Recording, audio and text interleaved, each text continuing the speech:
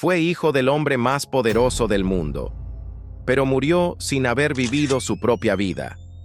Alexander Onassis era el único heredero del imperio del magnate griego Aristóteles Onassis, dueño de una fortuna descomunal y de los titulares más escandalosos de su época. Desde niño, lo rodearon los lujos, la fama, los apellidos ilustres y los contratos multimillonarios. Pero él no quería riqueza, quería amor, quería libertad, quería escapar de un apellido que lo asfixiaba. Mientras el mundo lo miraba como futuro sucesor de un imperio, él soñaba con volar, amar sin permisos y romper con todo lo que su padre representaba. ¿Fue un joven inmaduro o un alma rota que nunca tuvo elección? Esta es la historia del heredero que se negó a ser una réplica, y por eso lo perdieron para siempre.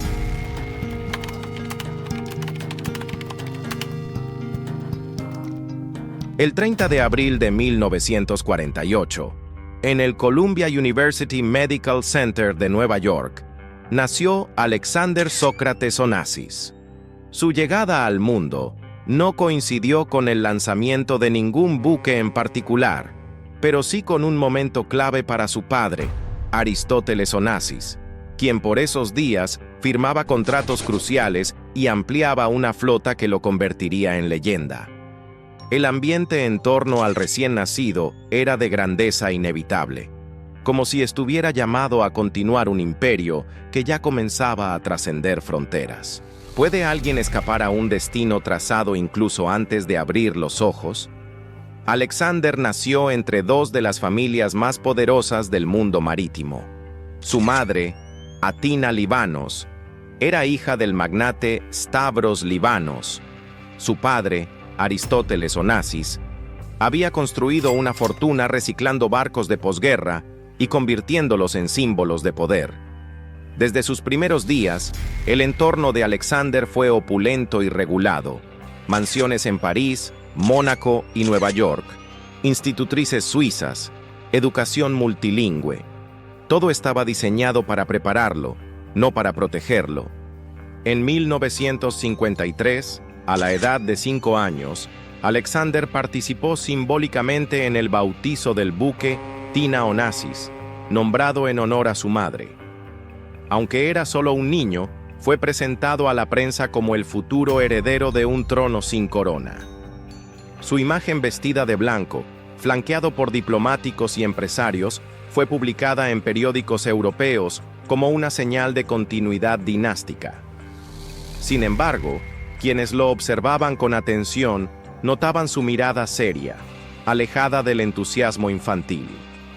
A lo largo de su infancia, la distancia emocional entre sus padres fue tan visible como los lujos que lo rodeaban. Aristóteles estaba cada vez más ausente, ocupado con negocios, recepciones y romances extramatrimoniales. Tina, por su parte, oscilaba entre la resignación y la tristeza. Alexander creció en una casa con sirvientes, pero sin abrazos, con reglas estrictas, pero sin consuelo. Las constantes mudanzas le impedían desarrollar vínculos sólidos. Cada país traía un nuevo colegio, nuevas normas y la misma sensación de soledad. Las clases de etiqueta, equitación y música no bastaban para cubrir el vacío emocional.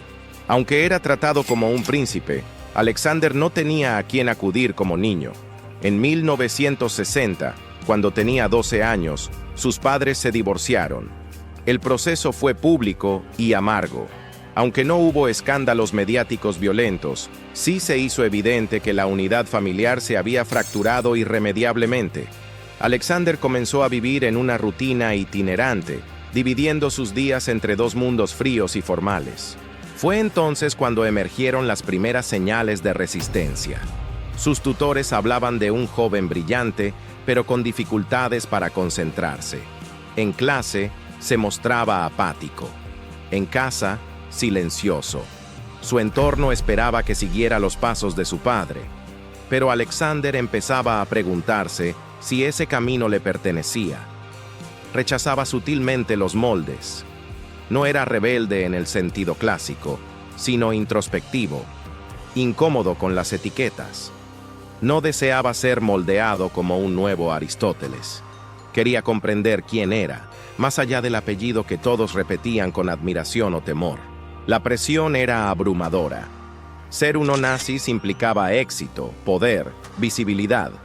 Pero para Alexander significaba también una constante vigilancia y una imposibilidad de fallar. Desde muy joven, descubrió que tenerlo todo no era sinónimo de pertenecer a algo, y que la herencia no siempre es una bendición. Desde muy joven, Alexander entendió que tenerlo todo no era lo mismo que tener una familia. La vida de Alexander Onassis fue una lucha silenciosa entre el deber y el deseo de libertad. ¿Crees que fue víctima del peso de su apellido? ¿O simplemente quiso volar demasiado lejos? Déjanos tu opinión en los comentarios, apoya este video con un like y suscríbete para más historias reales sobre poder, legado y dolor oculto tras las fortunas más grandes del mundo.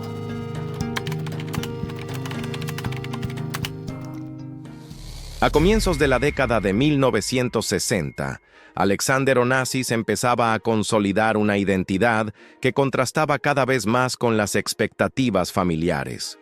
A los 17 años, tras no superar los exámenes en un prestigioso liceo en París, fue llevado a Mónaco por su padre.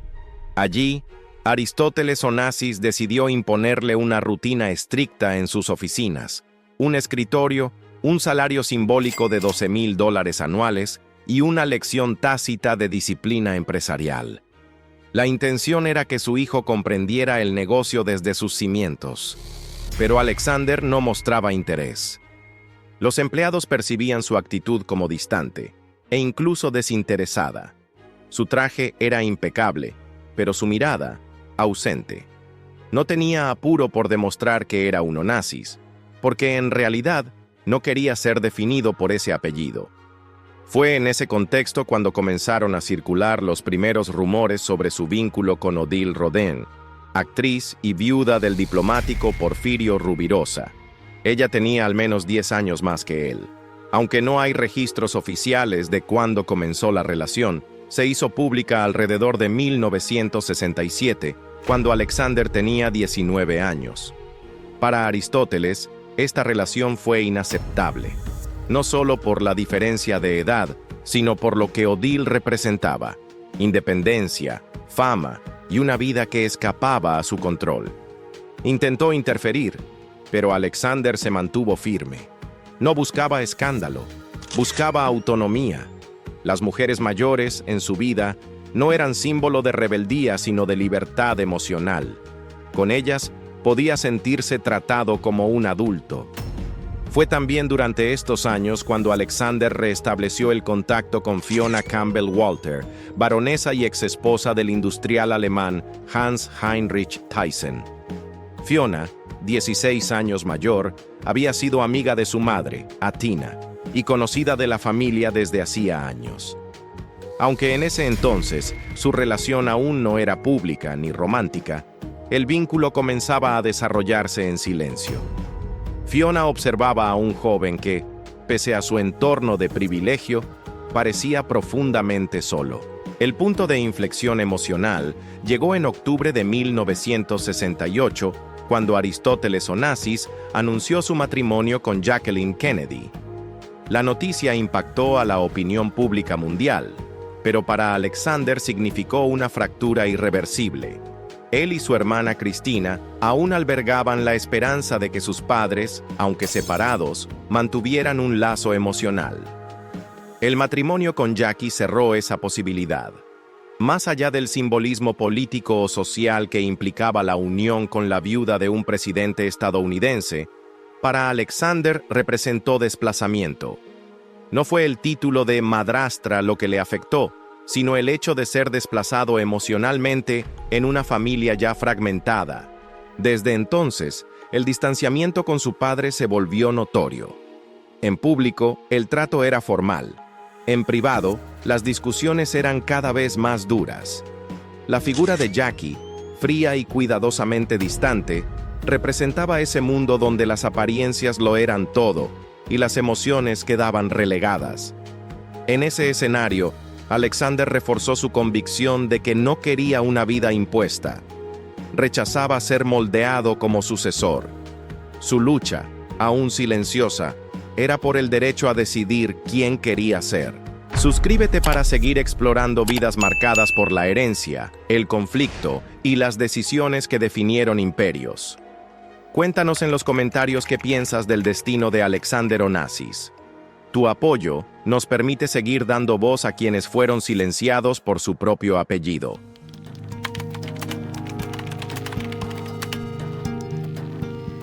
A finales de los años 60, Alexander Onassis volvió a cruzarse con una figura que ya conocía desde su niñez, Fiona Campbell Walter. Ella había sido invitada a cenas familiares por su madre, Athina Libanos, cuando él era apenas un niño. Ahora, convertida en baronesa y divorciada del industrial Hans Heinrich Thyssen-Bornemisza, Fiona era una mujer madura, culta y con un pasado que desafiaba los cánones sociales de la alta sociedad europea. Alexander tenía poco más de 20 años cuando el vínculo con Fiona dejó de ser una anécdota del pasado y se transformó en una relación profunda. Ella, 16 años mayor, madre de 2 hijos, ya no era solo una figura del recuerdo, era la presencia que le devolvía la dignidad a su identidad. Frente a ella, Alexander no era el heredero del imperio Onassis, sino un joven buscando afirmación en medio del ruido de un linaje implacable. La reacción familiar fue inmediata. Athina la consideró una amenaza. Aristóteles, inflexible, calificó la relación como una vergüenza. En privado, le advirtió a su hijo que aquella mujer con pasado no encajaba con el apellido Onassis. Pero Alexander no cedió. Había encontrado en Fiona algo que no podía negociar: respeto mutuo. No buscaba adornos ni alianzas estratégicas, buscaba libertad. Aristóteles intentó desviar su atención con privilegios. Le ofreció propiedades, viajes, comodidades. Le obsequió una villa valorada en más de $2 millones cerca de Atenas. Fiona, con lucidez, lo disuadió. No aceptes lo que no puedas sostener con tus propios méritos. Desde entonces, Alexander optó por obsequiarle solo lo que podía pagar con su salario. Una decisión simbólica en medio de un mundo donde casi todo era apariencia. Para él, esa moderación era una forma de marcar distancia con el control patriarcal de su padre. En paralelo, Alexander encontró un nuevo refugio: el cielo.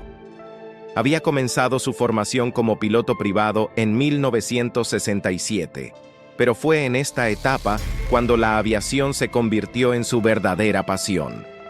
En 1971, asumió la presidencia de Olympic Aviation, una subsidiaria de vuelos regionales de Olympic Airways.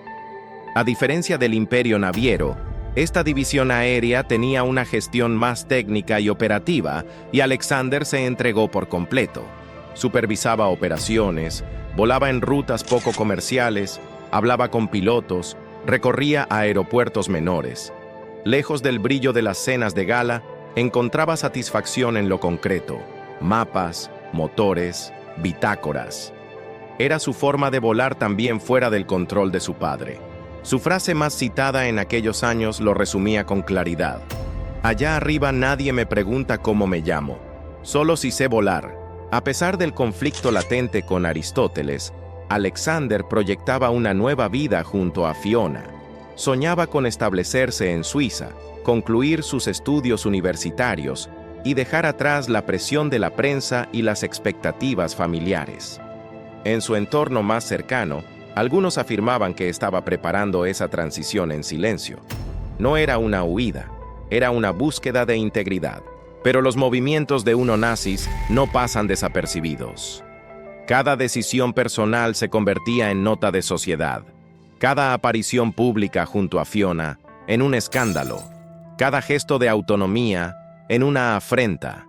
Y lo más amenazante no era el qué dirán. Era el resentimiento de un padre que se negaba a perder el control del hijo que nunca supo comprender. ¿Te sorprendió la vida de Alexander Onassis? Dale like y suscríbete para seguir descubriendo historias donde el lujo no pudo salvar el alma y el poder fue una jaula disfrazada de privilegio. Acompáñanos en este viaje por vidas que dejaron huella aunque el mundo las haya querido olvidar. Atenas, 22 de enero de 1973. El cielo estaba despejado sobre el aeropuerto de Helinikon. Nada anunciaba que aquel lunes, a las 15:30 horas, la vida de Alexander Onassis tomaría un rumbo definitivo. El joven heredero de 24 años subió a bordo de un Piaggio P-136L-2, una aeronave ligera anfibia que utilizaba para vuelos de prueba. Ese día no pilotaba él. En la cabina iba Donald McCusker, un piloto estadounidense que aspiraba a un puesto en Olympic Aviation. Lo acompañaban Donald McGregor, su instructor habitual, aún convaleciente de una infección ocular, y un mecánico de la compañía. Era un vuelo corto, de evaluación. Una rutina sin aparente riesgo. Pero a 100 metros del despegue, algo falló. La avioneta se inclinó bruscamente hacia la derecha.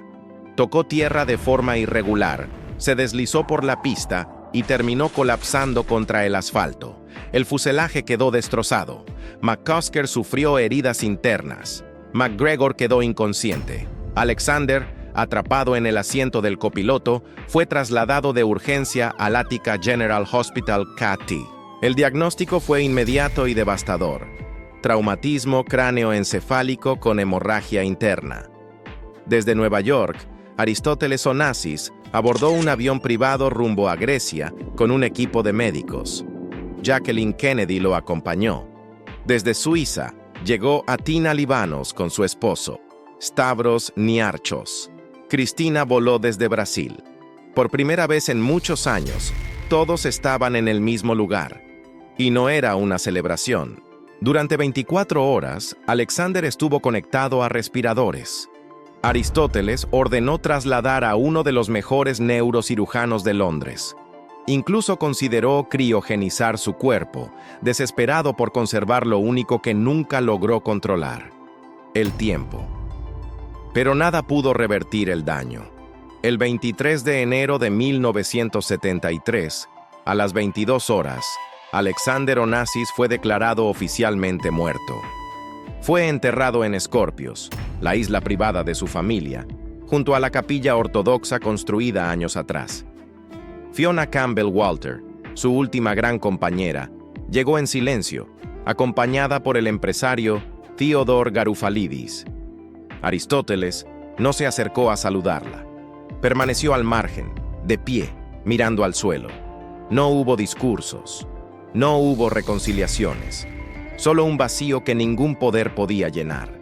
Las investigaciones del accidente concluyeron que los cables de los alerones fueron instalados al revés durante un ajuste de mantenimiento, un error técnico humano. Pero McGregor, el piloto de confianza de Alexander, insistió hasta su muerte que hubo interferencia aérea. Un Boeing 727 de Air France habría provocado turbulencias en la pista justo antes del despegue. Aristóteles no creyó en ninguna de las versiones. Denunció un sabotaje. Señaló al régimen militar griego y a la CIA. En 1974, ofreció una recompensa pública de $1 millón a quien demostrara que su hijo había sido asesinado. Nadie respondió. El caso fue cerrado como accidente. En 1978, Donald McCusker fue absuelto de toda responsabilidad y recibió una compensación de $800,000. Pero para Aristóteles Onassis, todo había terminado mucho antes. La muerte de Alexander fue la fractura final. Atina Livanos murió un año después, en 1974, tras una sobredosis de barbitúricos. Cristina Onassis vivió 16 años más, pero marcada por trastornos y adicciones. Murió sola, en una bañera de Buenos Aires, en 1988. Y Aristóteles, que había conquistado océanos y comprado palacios, terminó sus días como un hombre quebrado. Falleció en marzo de 1975, sin consuelo ni sucesor. Antes de morir, fundó la Alexander S. Onassis Public Benefit Foundation, en memoria de su hijo. Donó el 45% de su fortuna para que su nombre viviera a través del arte, la cultura y la educación. Y aunque los premios y las becas llevan su nombre, Alexander no necesitaba monumentos, solo quería ser libre. Murió a los 24 años, sin poder elegir su camino, y aún hoy, medio siglo después, su historia sigue sin una respuesta definitiva. Alexander Onassis no murió por falta de amor, sino por el exceso de control sobre su libertad. Si esta historia te hizo reflexionar, deja tu like como homenaje a quienes luchan por ser ellos mismos, incluso dentro de las familias más poderosas. Suscríbete y comparte este documental para que más personas descubran que, incluso dentro del mayor imperio, se puede morir sin haber vivido. Gracias por acompañarnos. Nos vemos en la próxima historia.